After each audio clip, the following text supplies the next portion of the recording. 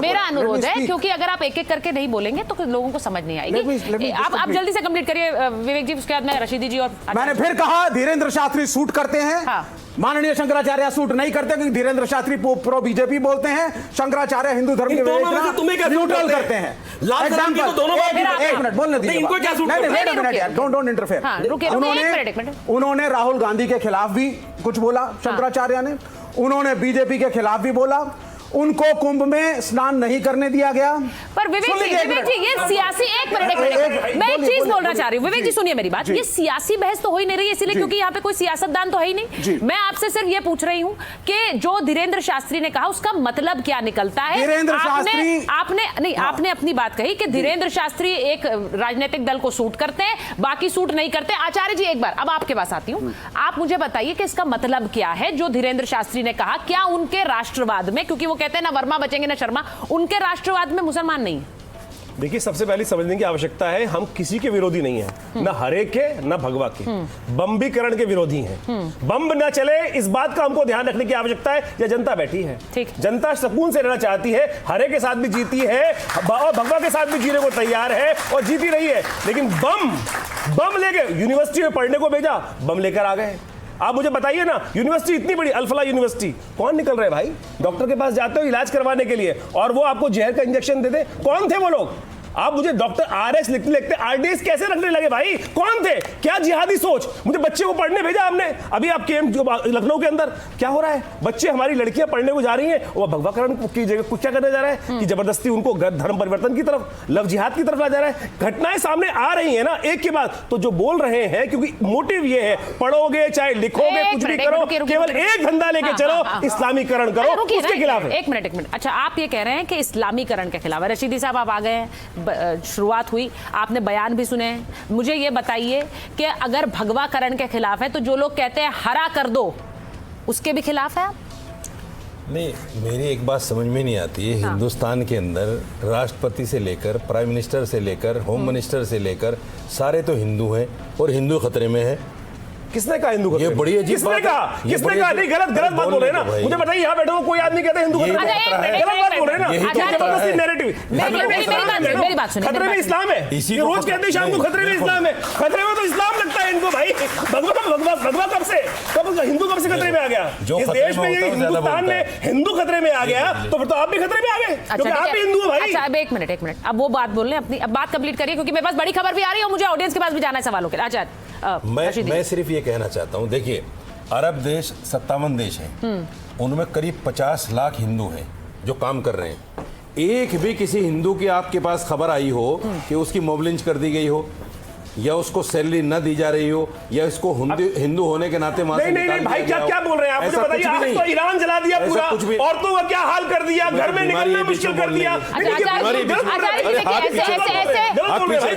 ऐसे में या तो उनके बयान, अच्छा आप लोग ताली बजा रहे हैं, मुझे ये भी समझ नहीं, सुनिए जब आप दोनों बात करेंगे तो ये भी समझ नहीं आएगा ताली रशीदी जी के लिए या आपके लिए, तो जरा वेट करिए। किसी को तो बोलने दो। बोलिए। हर आदमी के बीच में बोल रहे हो, इसे कहते हैं बीमारी। अब बीमारी नहीं आपकी, ये बीमारी आपकी दिमागी है, क्योंकि आप मैं ये कहना चाहता हूँ, जब धीरेन्द्र शास्त्री पद यात्रा निकाल सकते हैं कि इस देश में भगवा होना चाहिए, ठीक है, तो एक सियासी पार्टी की एक काउंसलर ने अगर ये कह दिया कि मेरी पार्टी का हरा झंडा फहराया जाना चाहिए, उसमें बुराई क्या है? इस्लामिक झंडा तो है नहीं हरा, इस्लामिक झंडा नहीं है हरा। मैं आपको बता देता हूँ, ये रंग इस्लामिक रंग नहीं है हरा। अगर किसी के दिमाग में ये बैठा हुआ हो कि हरा रंग इस्लामिक है, हरा इस्लामिक नहीं है, हरा इस्लामिक नहीं है, लेकिन भगवा किसका रंग है भाई?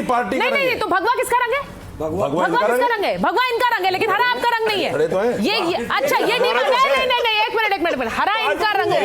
नहीं, ये आपने जो बात बोली है, मैं इस पर जरा फैज साहब और मुमताज जी हम हरे को नहीं चुन रहे, इन्होंने चुन लिया। भगवा किसका रंग है? ये तो झंडे में तीनों रंग है, तो तीनों को मानते हैं। देखिए, भगवा रंग है, भगवा त्याग का रंग है, तपस्या का रंग है, तर्क का रंग है, तत्व का रंग है, तथ्य का रंग है, करुणाई का रंग है। भगवा में जितनी गहराई है, भगवा में उतनी ऊंचाई है। तिरंगा भारत की आन बान शान है, व्हाइट में कुछ भगवा नहीं है, हरे भारतीय में कुछ संस्कृति नहीं का है। प्राण है। इसीलिए जब बोलने तिरंगा दीजिए, लिया बोलने गया दीजिए। सारे तो गुण तिरंगे भगवा में में आ गए। सबसे ऊपर भगवे रंग को लिया गया, सारे क्योंकि गुण भगवा भारत में आ गए। राष्ट्र 1947 से पहले विवेक भी जी। था। तो 1947 से पहले भारत का राष्ट्रीय झंडा ध्वज किसने क्या बनाया था? देश का? भगवा झंडा था। किसने और बनाया? जब देश बनाने में वाली मुसलमान। 1947 में देश भगवा को आजाद उसमें लाने वाली हुआ, मुसलमान। तो फिर हमने सबसे ऊपर भगवे को लिया, फिर सफेद शांति का रंग लिया, फिर समृद्धि का रंग हरा लिया। किसने भगवे लिया? को ऊपर क्यों झंडा लिया? किसने बनाया उसका भाई? कारण ये था ये तो कि बता यही दो। भारतीय संस्कृति की पहचान थी, इसलिए भगवे को सबसे ऊपर अरे लिया। झंडा अब बनाया किसने? आपत्ति इस बात ये से नहीं बताओ, झंडा है, बनाया चांद किसने? से आपत्ति नहीं है। सनातन राम में सिंह भी और श्याम सिंह कृष्ण ने नहीं पक्ष बनाया। और शुक्ल पक्ष को देखकर ही, यानी चांद की गति से ही पांचांग निर्धारित होता है। आपत्ति है क्रॉस और क्रिसेंट का जो एक लंबा युद्ध चला, मुसलमानों ने जो कट्टरपंथ फैलाया, ईसाइयों ने जो कट्टरपंथ फैलाया, और उसके कारण विश्व में रक्तपात हुआ, और उसका परिणाम हमको देखने मिलता है। भारत में जो प्रभाव पड़ा, पाकिस्तान बना, वर्मा भी खत्म हुए, शर्मा भी खत्म हुए, यूसुफ यूआना भी मोहम्मद यूसुफ बन गए, दानिश कनेरिया को पूजा करने नहीं दिया जाता है, कम्युनिस्ट भी खत्म हो गए। याद रखना, ये क्रिसेंट की विचारधारा आई तो सब खत्म हो जाएंगे। बांग्लादेश से सब खत्म हो गए, आप पाकिस्तान से चले गए, आप कोरिया से चले गए, जहां मुस्लिम डोमिनेटिंग कंट्री आई, कम्युनिस्ट खत्म हो गए। ये ध्यान रखिएगा। ठीक है, अब मैं एक बड़ी खबर बता रही हूँ। एक मिनट। अब धीरेन्द्र शास्त्री का एक बड़ा बयान आया है, वो क्या कह रहे हैं? एआई के साथ देश को एचआई की भी जरूरत है, हमें हिंदुत्व इंटेलिजेंस की जरूरत है। अब ये जो बयान उनका आया है, एचआई की भी जरूरत है, उनके इस तरह के बयानों के चलते ही उसके बाद सवाल उठते हैं, लेकिन वो कह रहे हैं एचआई की जरूरत है, ह्यूमन इंटेलिजेंस नहीं है, ये हिंदुत्व इंटेलिजेंस है। मुमताज जी, अब मुझे ये बताइए, मैं आपसे, क्योंकि मेरे पास मुझे जनता के सवाल भी लेने हैं, लेकिन आप मुझे बताइए मैं इसे किस तरह से देखूं, क्योंकि एक तरफ जब वो कहते हैं कि चांद लगेगा तो शर्मा वर्मा नहीं बचेंगे, तो वहां पर एक मौलाना साहब ये भी कह रहे हैं चांद लगेगा तो ही 4 चांद लगेंगे भारत के तिरंगे। बहुत बहुत शुक्रिया सुचारिता जी, मैं बहुत खामोश खड़ा था और उम्मीद है कि ये लोग भी अब खामोश रहेंगे।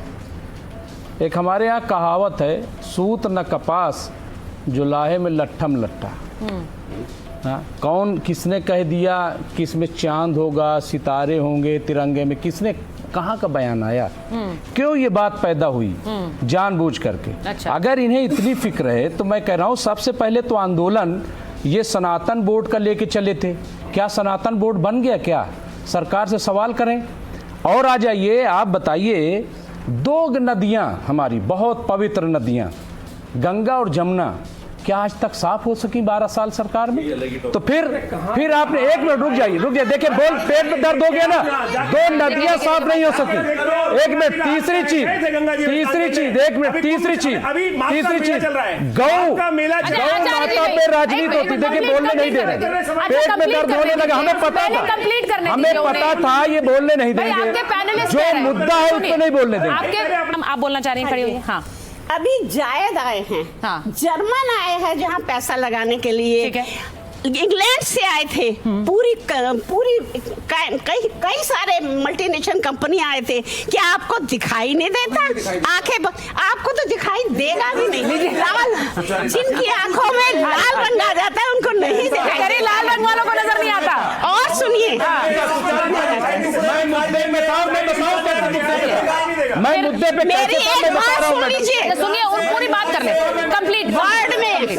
अभी देखिए, ईरान की हालत, मैं ईरान से बहुत प्रेम करती हूँ, मैं वहाँ गई हूँ, मैं आयतुल्लाह खुमैनी को भी प्रणाम करती हूँ। वहाँ पे प्रॉब्लम आई, वहाँ पे जो भी चल रहा है मैं इस पे बात नहीं करती हूँ, लेकिन भारत के बच्चों को निकाल के लाए हैं। कहीं भी मुश्किल होती है ये राष्ट्र लाता है, भारत क्या कहते हैं, भारत राष्ट्र लाता है। भारत के बच्चे बचा के आए हैं, लेकिन हमने भारत इनके बच्चे नहीं है, भारत की जनता इनकी नहीं है। रशीदी जी, ये क्या बात हुई? एक मिनट कि मैं मुद्दे से भटक गया, उनका जवाब ले लिए तो मुझे बोलने दो ना, मैं कैसे आप बोलिए भटका? भाई, राष्ट्रीयता की बात सुनिए, आप बोलिए पहले। नहीं, मैं कैसे मुद्दे से भटक गया? हाँ। अगर मैं जो धीरेन्द्र शास्त्री है अगर उस पर नहीं बोल रहा हूं तब कहिए। मैं ये कह रहा हूं कि ये तो हाइपोथेटिकल सवाल हो गया कि साहब अगर चांद हो गया, अब मैं कह रहा हूं अगर ये हो गया, अगर आसमान फट गया, अगर वो हो गया, ये अगर क्या हुआ है, क्या अगर होता है? एक मिनट चुप रहिए, चुप रहिए। अगर इतना है तो धर्म परिवर्तन, घर वापसी करो। इतना चाहते हैं घर वापसी करो। जितने आरएसएस के लोग हैं, अगर इतना उनको डर है कि यहाँ पे डेमोक्रेसी चेंज हो रही है, तो सबसे पहले इनको हिंदू काम नाम बदल करके कोई अजय राय या जो भी है, ठीक है, कोई हमदर्दी नहीं है। हाइपोथेटिकल सुनिए, आप ये कह रहे हैं, देखिए एक मिनट अरे सुनिए नहीं सकते आप, वो सवाल पूछना चाह रही है, बकवास छुपा सकते हैं अपने कट्टर कीड़े मकोड़े खाकर शिवाली गांधी की तस्वीर के पीछे छुपेगी। अच्छा ठीक है, नहीं बस हो जाइए, शांत हो जाइए, ठीक है। मैं देखिए इस तरह से नहीं और लॉजिकल बात नहीं हो रही है। आप लोग बहुत ज्यादा एक दूसरे के ऊपर पर्सनल अटैक मत करिए प्लीज। मैं जरा चाह रही हूँ एक एक करके बात हो। मैंने आप लोगों से रिक्वेस्ट भी की थी शुरुआत में। अब मैं जरा एक दो जनता के सवाल देती हूँ, फिर रशीदी जी आपके पास आ रही हूँ। हाँ पूछिए, खड़े हो जाइए। हाँ हम यहाँ भगवाकरण वर्सेस हराकरण की बात कर रहे हैं। हम वर्सेस वर्ड यूज ही क्यों कर रहे हैं जब हमारी इंडिया जो सेक्युलर कंट्री है, हम देख रहे हैं बहुत अच्छी बात क्यों वो कह रहे हैं कि इस्लाम खतरे में है, वो कह रहे हैं कि हिंदू खतरे में। गौर से देखें हमारा हिंदुस्तान खतरे में है। बहुत बड़ी बात है, बहुत बड़ी बात है। मुझे लगता है बच्ची ने जो बात कही है, बैठे, अगर गौर से देखें तो हिंदुस्तान खतरे में। हम खुद ही अपने देश में लड़ाई की बात करेंगे तो दूसरा मुल्क तो आगे उस बात बहुत बढ़िया, बहुत बढ़िया। आप लोग अपनी कंट्री पे वर्क करें लड़ाई झगड़े के अलावा। अच्छा अब आप उनसे भी बहस करिए। बैठ जाइए। हाँ देखिए एक मिनट। हिंदुस्तान किससे, अच्छा बड़ा इंटरेस्टिंग है ये, सुनिए ये बड़ा इंटरेस्टिंग है कि हर मेहमान लड़की की तारीफ करके अरे बहुत बढ़िया बोला, लेकिन अपने अपने पक्ष जरूर है। हरा और भगवा तक भी चूज करेंगे। सुनिए तिरंगा, एक मिनट, मुझे लगता है, अरे भाई एक मिनट, रशीदी जी बोल रहे, आचार्य जी, मैं रशीदी जी के पास जा रही हूँ प्लीज। अब रशीदी जी को बोलने दीजिए। रशीदी जी उन्होंने क्या अच्छी बात नहीं बोली है, भगवा तिरंगा कब आएगा? देखिए दिक्कत एक चीज की है हाँ। कि जब हम तिरंगे में से एक रंग ले लेते हैं भगवा, तो यहाँ दिक्कत आ जाती है। जब हम हिंदुस्तान में से एक लफ्ज ले लेते हैं मुसलमान, तो यहाँ दिक्कत आती है। सवाल ये है यहाँ हिंदुस्तान में जितने भी लोग हैं वो देश के नागरिक हैं, ठीक है, और उनके संवैधानिक अधिकार भी बराबर हैं। जितना अधिकार इस हिंदू भाई का है, इतना अधिकार मैं मुसलमान होने के नाते मेरा भी है। संवैधानिक अधिकार कम नहीं है, हाँ, किसी का ज्यादा नहीं है, हाँ, कोई तो फिर ये हिंदू मुसलमान क्यों आता है इस देश में? दूसरी बात आता है, दूसरी बात, भारत माता की, भारत माता की जय, भारत माता की जय, बोलिए भारत माता की जय, बोलिए भारत माता की जय। अभी भारत की बात कर रहे हैं, हिंदुस्तान की बात कर रहे हैं। नहीं तो आपको क्या लग रहा है? एक मिनट आचार्य जी, एक मिनट रुक जाइए, संविधान ने कहा है, एक मिनट माता की जय संविधान से आएगी। संविधान ने खाना खाने को बोला है, संविधान ने सांस लेने को बोला है, संविधान ने पानी पीने को बोला है, संविधान ने गाय काटने को बोला है, संविधान में गाय काटने को बोला है, संविधान में क्या क्या करने को मना किया गया है? संविधान के हिसाब से चलेगा देश। भारत माता की जय, सारी दुनिया भारत माता की जय। अच्छा एक मिनट रुकिए ना, आप ये चैलेंज क्यों कर रहे हैं? आपको लग रहा है वो नहीं करेंगे? आपको लग रहा है वो नहीं बोलेंगे भारत माता की जय? अच्छा ठीक है, मैं पूछती हूँ, नहीं बोलेंगे? ये मैं दावे के साथ कह रहा हूँ, अगर आपको प्रोग्राम खराब करना है अपने तो इस आदमी, अरे ठीक है, प्रोग्राम कैसे खराब हो गया?